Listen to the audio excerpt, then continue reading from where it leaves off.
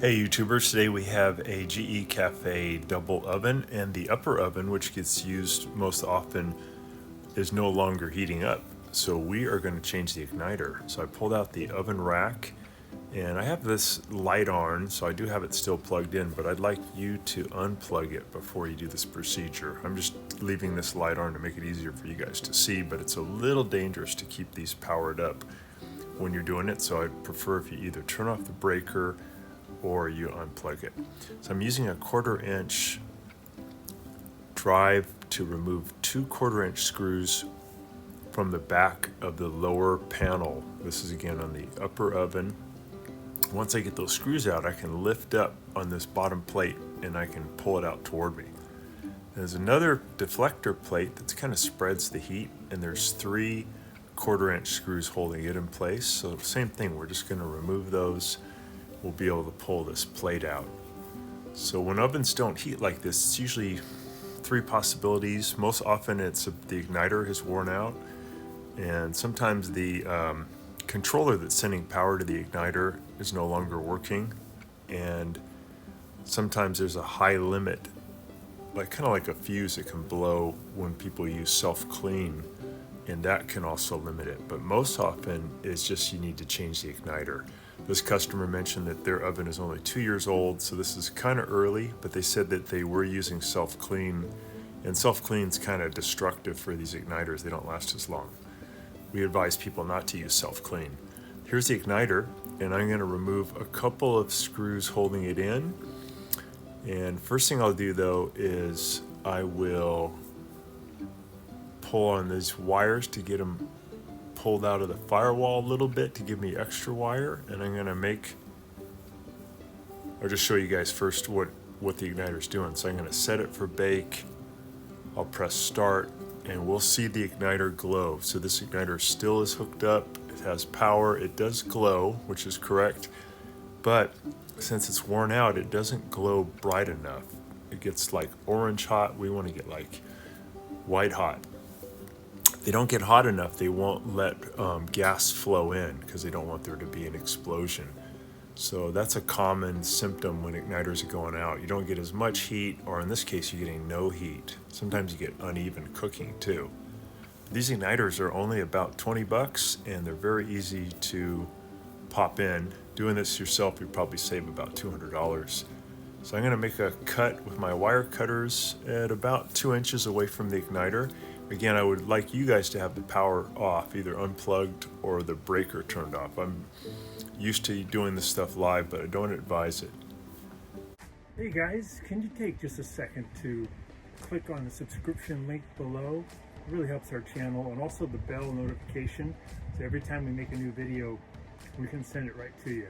We make a new video about once every week. Really appreciate that, and if you give us a thumbs up, it'd be great. Thank you. So did those cuts. Now I can remove the igniter. If you had this powered up and you remove the igniter and then the metal part of the igniter touched the frame, it will short circuit your controller, which is very expensive. It's another reason you want it to be unplugged. So I'm removing these 1/4 inch machine screws. They're a little bit different. The threads are different, but it's the same 1/4 inch drive. And once you get those 2 out, it's kind of hard to see them. They're behind the igniter. Once you get them out, you can just lift the old igniter out. But again, if it was powered up and the wires were still hooked up and you removed it and it accidentally touched any metal piece, it's not good. It'll basically destroy your controller.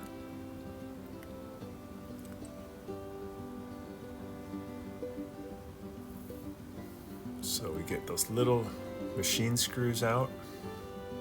You can lift out the old igniter, and it has a special bracket or frame that holds it in. This is what the new one looks like here in the corner, but its bracket's a little bit different. All we have to do though, it's pretty easy, is we have to just slightly bend on the new igniter frame to remove it. Go bend out to the right, bend out to the left, and then the porcelain and metal pieces of the igniter can come out. Be really careful not to bang that metal piece of the igniter because that metal is very fragile. We're going to bend out the old frame because we're going to reuse it.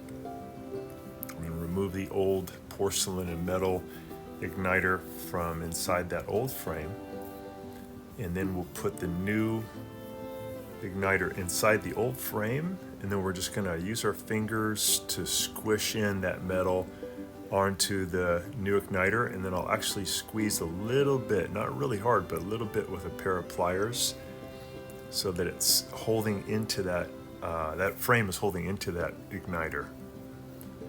Okay, now I'm going to be really careful I don't bang up that metal part of the igniter, and I'm going to put the 1/4 inch screw into the drive, and then I'll put that into the hole, and then I'll again very carefully guide this igniter into position, and I'll be able to see the hole a little bit from where I'm at here. I can see that back hole, I can line it up, and then I'm just going to gently twist righty-tighty to feed those machine threads from that screw into the frame and get that nice and tight. Then I'll repeat the same process with the second 1/4 inch screw. And I've been really careful not to bang up that metal part of the igniter because it is so fragile.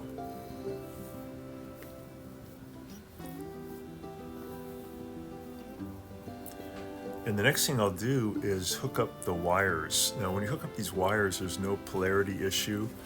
So you can hook up either wire coming from the oven to either wire on the igniter. You won't cause any problem if they're backwards, or there's really no polarity, so you can hook them up either way. I'm going to strip back about 1/4 inch of the insulation from the wire, and then I'll hook that up to the wire from the igniter, which has also had a 1/4 inch strip back. I'll put the porcelain wire nut on, and I'll twist righty-tighty until it can't go any further, nice and tight. Porcelain's really good because it won't melt. This is all designed for high heat situations like inside of an oven. I'm repeating the same process with the second wire.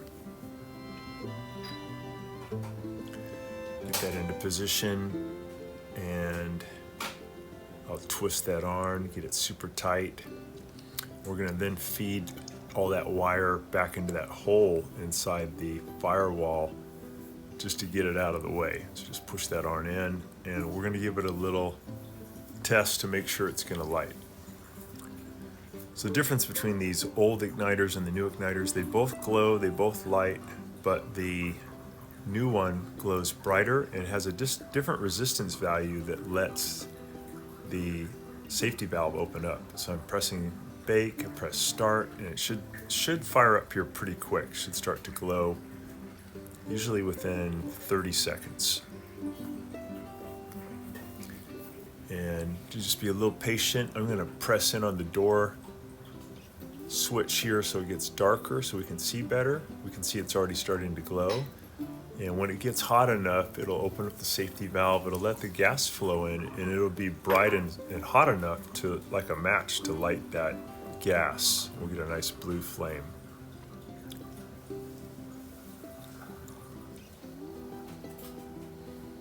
There we go. So there's our flame, looking good. So we can go ahead and just cancel now, let it cool a little bit, and then we're just going to put it back together. So turned it off.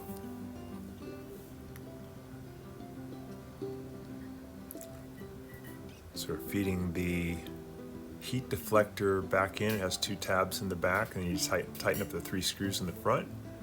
We're putting the lower plate back in.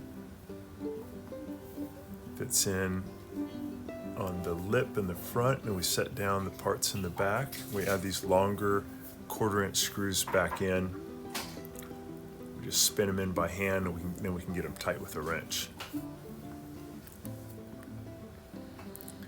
And that's it. After that, we put the rack back in, we close the door, and we're going to go ahead and set it for 350 degrees, which is a common baking temperature.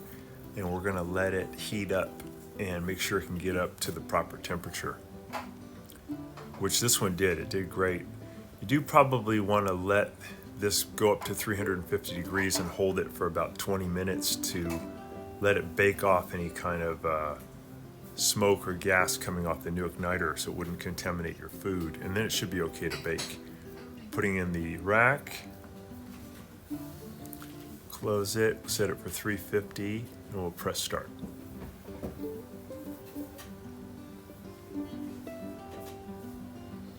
And it took about maybe 10 minutes, and now it's up at 350. It's nice and hot in there, and that worked great. Thanks so much for watching our video.